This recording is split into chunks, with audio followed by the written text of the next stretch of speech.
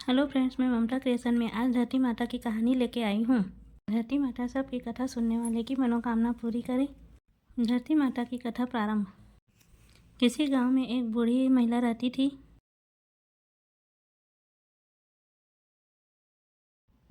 बूढ़ी माई बहुत ही धार्मिक प्रवृत्ति की थी और वह बहुत पूजा पाठ करती थी और बहुत ज़्यादा दान पुण्य करती थी। धीरे धीरे उसका पूरा घर खाली हो गया। उसने घर का सारा सामान दान कर दिया था। वह इतना धर्म पुण्य करती थी कि एक बार उसके धर्म पुण्य के कारण धर्मराज की सिंहासन हिलने लगी। तब धर्मराज जी ने कहा कि पृथ्वी पर ऐसा कौन है जो इतना दान पुण्य करता है और मेरा सिंहासन हिलाने लगा। अगर वह व्यक्ति प्रकार दान दक्षिणा पुण्य करता रहा तो यह मेरा सिंहासन छीन लेगा। फिर धर्मराज ने अपने दूत से कहा कि तुम पता लगाओ और वह व्यक्ति कौन है। फिर धर्मराज ने यमराज जी को उस व्यक्ति का पता लगाने के लिए भेज दिया। यमराज जी ने कोढ़े का रूप धारण किया और उसी गांव में आ गए जिसमें वह बूढ़ी माई रहती थी। वह कोढ़ी सब ने तन ढकने का कपड़ा मांगने लगा क्योंकि किसी ने भी उसके कपड़े नहीं दिए।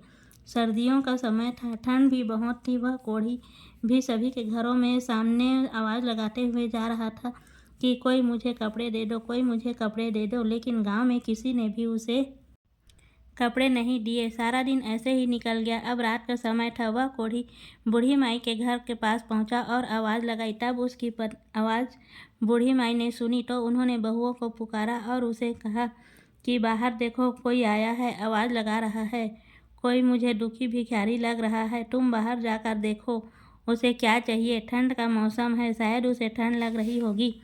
तब बहुओं ने कहा, माँ जी, अपने द्वार पर कोई न कोई मांगने के लिए आता ही रहता है। आज न दिन में चैन न रात में लेने देती हो, अब रात में भी नहीं सोने देती। बहू, रात हो गई है, अब हम बाहर नहीं जाएंगे। यह कहकर बूढ़ी माई की 3 बहुएं वहाँ से चली गई। फिर सबसे बड़ी बहू कहती है कि माँ जी, आप चिंता ना करें, मैं बाहर जाकर देखती हूँ, कर आती हूँ कि कौन है। बड़ी बहू बाहर आकर देखती है कि वह कोढ़ी बैठा है और वहाँ कोढ़ी से पूछती है, बाबा आपको क्या चाहिए। कोढ़ी बने यमराज ने कहा, मैं कोढ़ी हूँ और मुझे बहुत ठंड लग रही है, मुझे कपड़े चाहिए। उस कोढ़ी की बात सुनकर बहू अंदर जाती है और सारी बात अपनी सास को बताती है। तब वह बूढ़ी माई कहती है कि बहू, ऊपर तुम्हारे पिताजी का जो कंबल है उसे ले आओ और जाकर उस वृद्ध व्यक्ति को दे दो।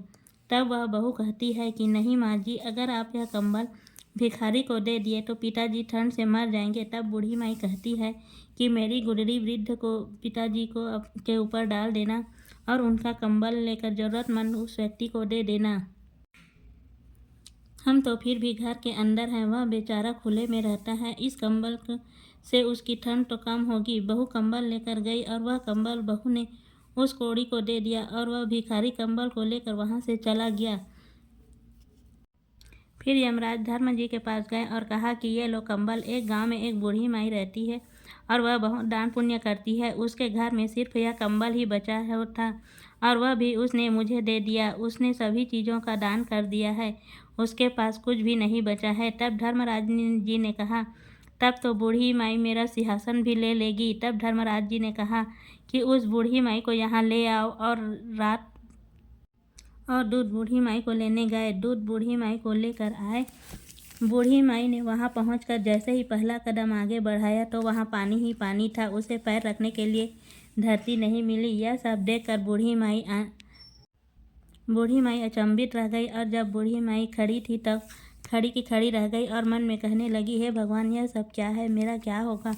फिर बूढ़ी माई ने धर्मराज जी से कहा, महाराज, मुझे धरती नहीं मिली, मुझे धरती चाहिए। तब धर्मराज जी ने कहा, तुमने धरती मोल ली ही नहीं और मैं तुझे धरती कहाँ से दूँ।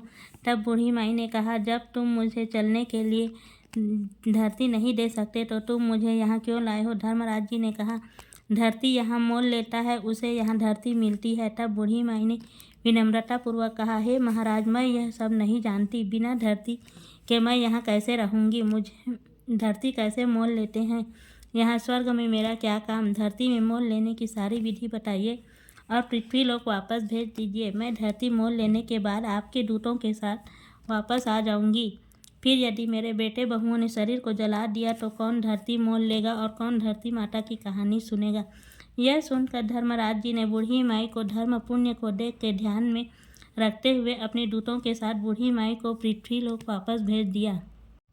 उधर बूढ़ी माई के अंतिम संस्कार की तैयारी हो रही थी। तब तैयारी पूरी हो गई और बूढ़ी माई के बेटे ने अर्थी को लेकर चल दिए। तभी आधे रास्ते में बूढ़ी माई जिंदा हो गई और अपने बेटों से कहने लगी कि बेटा तुम मुझे कहाँ लेकर जा रहे हो। तब उसके बड़े बेटे ने कहा आप जिंदा कैसे हो गई।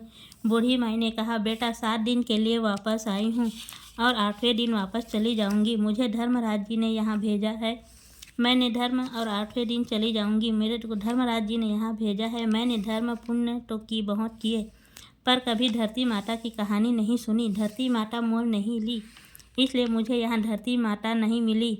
अब सब जगह पानी ही पानी था, इसलिए धर्मराज जी ने 7 दिन धरती माता की कहानी सुनने के लिए भेजा है।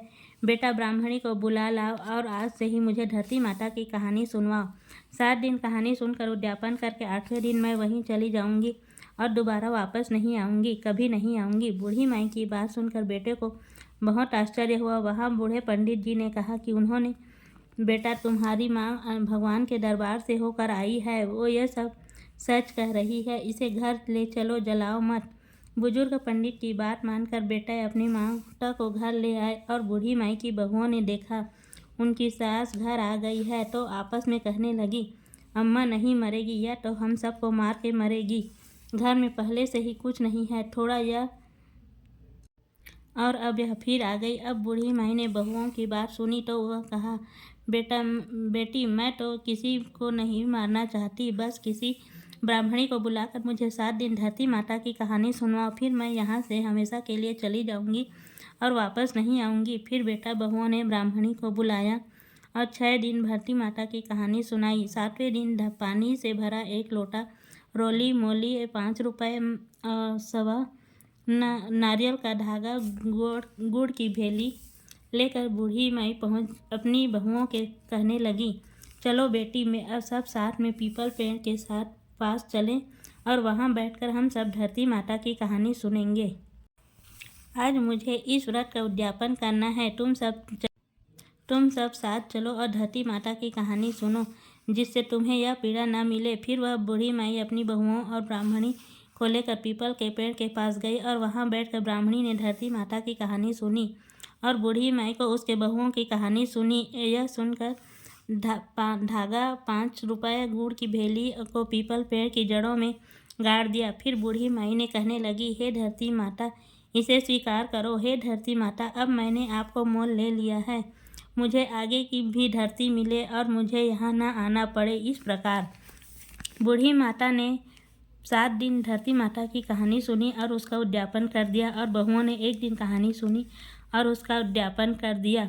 फिर सास बहू घर लौट आई और बूढ़ी माई ने अपने बहुओं से कहा बेटी आज मेरा आखिरी दिन है, आज मुझे 36 प्रकार के भोजन करवाओ और मैं यहाँ से चली जाऊँगी, फिर कभी नहीं आऊँगी।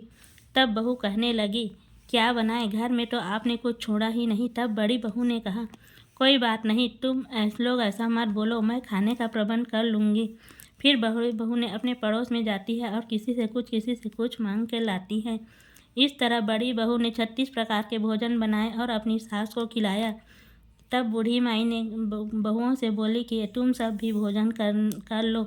सब ने थोड़ा थोड़ा भोजन कर लिया और बूढ़ी माई ने कहा 4 बजे मैं यहाँ से चली जाऊँगी, तुम सब जाकर सो जाओ। तब जाकर सब सो गए। फिर समय अनुसार विमान आया और बूढ़ी माई को ले गया कर चला गया। वहाँ पहुँचकर बूढ़ी माई को धरती मिल गई। फिर बूढ़ी माई धर्मराज जी से कहे कि हे भगवान, आप मेरी एक इच्छा और पूरी कर दो। भगवान ने कहा क्या है तुम्हारी इच्छा। तब वह बोली मैंने तुम्हारे घर में कुछ भी नहीं छोड़ा है, अब मेरे बेटे बहू मेरे विधि विधान से कैसे पूरा करेंगे। जो मैंने दान धर्म किया है उससे 4 गुना करके उसे लौटा दो। तब धर्मराज जी ने कहा ठीक है, ऐसा ही होगा। बूढ़ी माई अब तेरे घर में किसी चीज़ की कोई कमी नहीं रहेगी। उधर जब सुबह हुई तब छोटी बहू ने अपनी और जेठानियों से बोला कि कहा कि जाओ अब सास को संभालो। अपनी सास को वह खा पी कर अभी तक सोई है। बड़ी बहू सास के पास जाकर तो देखती है तो सास नहीं रही। पति के पास जाती है और कहती है माँ जी नहीं रही। तुम सब लोग उसे ज़मीन पर लेटाओ। और तब छोटी बहू कहती है कि आप लोग रोना मत रोना, नहीं तो ये फिर से वापस आ जाएगी। लोटे से पानी लो और छींटे मारो। नहाई धोई तो पहले से ही है। इन्हें जल्दी से ले जाओ और अंतिम संस्कार करो। जिससे इसकी चारों आप भाई आपस में मिलकर बात करने लगे। चलो छोटी बहू की बात मान लेते हैं।